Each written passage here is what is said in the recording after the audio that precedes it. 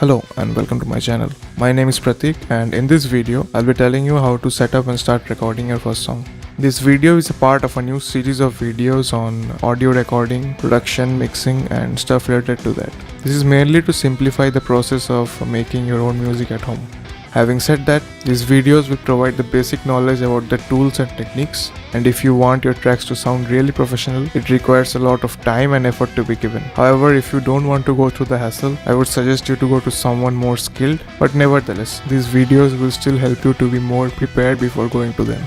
So let's get started. But before we do, I would request you all to please subscribe to my channel and click on the bell icon to get notified whenever I upload a new video like this.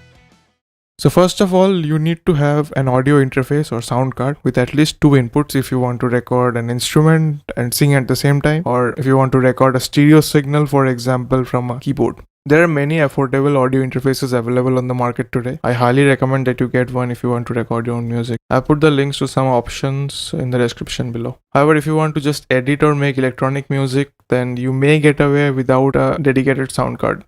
Next, your interface or sound card needs to be set up properly, which means you need to install the drivers required for it. I'm using a M-Audio M-Track Mark II interface. Please refer to the instructions given by the manufacturer of your interface. Okay, so here I have opened up my session in Reaper, which is my DAW or digital audio workstation. It is basically the software in which we'll be recording or editing our audio. I'm using this as it runs quite smoothly even if your computer is not very powerful, and it comes with a 60-day fully functional evaluation period. It is also cheaper than most other DAWs out there. However, if you're looking for a completely free one, let me know in the comments. I might make a video about it later. So you can go ahead and download Reaper if you want to follow along with me. Links are again in the description. But if you're using some other DAW, that is completely fine too, as these concepts are same for any DAW. You just have to do a Google search on how to do it in your DAW. Now we go to options, preferences. Shortcut is Ctrl P. You can see it here in the side. This opens up the preferences window. Next we need to go to device, and in this audio system, click on the drop down arrow. If you don't have an interface, select this direct sound, but if you have a dedicated sound card, connect it to your computer and select ASIO. In the ASIO driver, your interface name should come up like this. I'm using the M-Audio M-Track, so I will select this, but whatever interface you are using, the name should be appearing here. Make sure the inputs are enabled by checking this box and select the first and last inputs. Since I use a 2-channel interface, my first input is in 1 and the last input is in 2. If you are using a single channel interface, both of these should be same. Similar thing for the output as well. I have a stereo output on my interface. So the first is out 1, which is the left channel, and the last is out 2, which is the right channel. Whatever interface you are using, even if it is a single input one, it will have a stereo output to connect to your speakers. However, if your interface supports multiple stereo outputs, just select the first and last outputs accordingly. Next, we come to sample rate. You can think of this as the rate at which your interface captures your input signal. Higher the sample rate, better the quality of the recording, and higher the storage space it requires, as the files will be larger for higher sample rates. Most recordings are done at 44.1 kHz or 48 kHz. I would suggest you to keep this at 48,000 if you want to send your tracks to someone else for mixing. Make sure you ask them about their preferred sample rate before you start recording. However, if your computer cannot handle 48K, you can select 44.1K, which is good enough too. Most streaming platforms like Spotify, Apple Music require songs to be uploaded at 44.1 kHz sample rate. Now you might ask, what if I recorded in 48 kHz sample rate and want to upload to Spotify, which accepts only 44.1K? Well, no problem. You can always downsample 48K to 44.1K when rendering or exporting the track without any significant loss in quality. But if you do the opposite, that is from 44.1 to 48, then there might be a degradation in quality. So it's best to keep it at a higher sample rate, and if required, it can be downsampled later.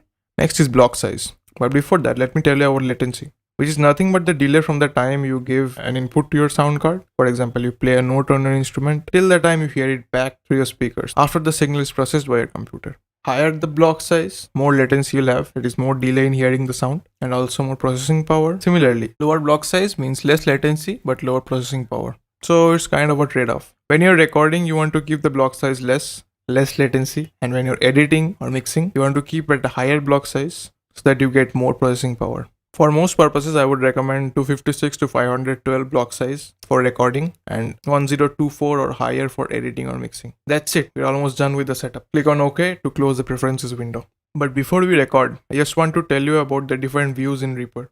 This view is called the track control panel or TCP, and this view is called the mixer control panel or MCP. Whatever audio you record or edit appear as tracks in these views. In the TCP, they appear vertically like this, and there's a timeline to tell you where you are. It is helpful when recording or arranging your music.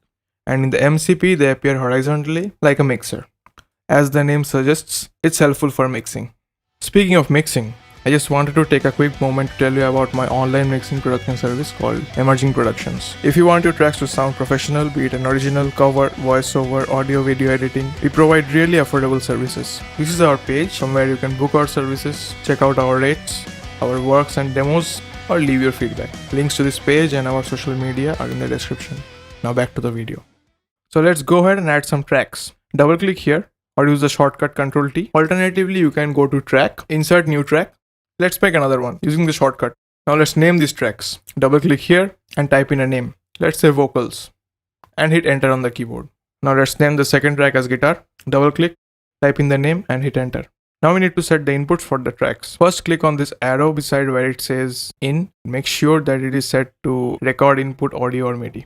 I have a guitar connected to input 1 and a microphone connected to input 2. So in the vocal track, click here on the arrow beside where it says in 1, input mono, and select in 2. This means that this track is receiving input from input 2 on our interface. Now click on this red button to arm the track for recording. Now if I speak in the microphone, check, check, check, we can see it in the meter that we have signal into this track as long as this track is armed. Next, click on this record button to start recording. It should record all the tracks that are armed. Alternatively, we can use the shortcut Ctrl R. Now let's record it. Hello, 1, 2, 3. Testing 1, 2, 3, 4. Click on the stop button or hit the space bar. Click on save all to save it. Now click on the play button or hit the space bar. Hello, 1, 2, 3. Testing 1, 2, 3, 4.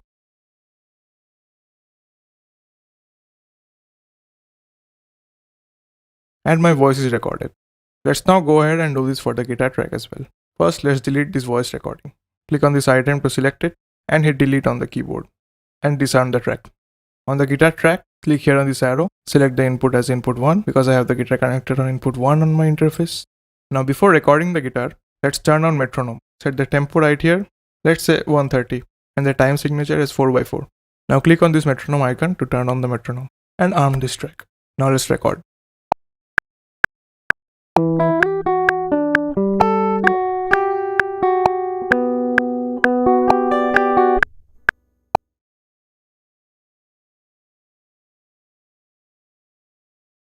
Hit play.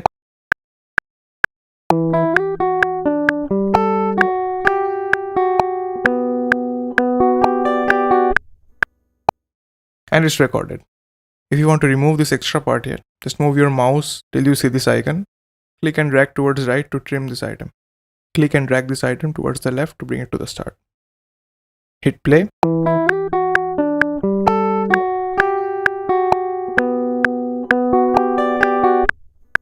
And there we go.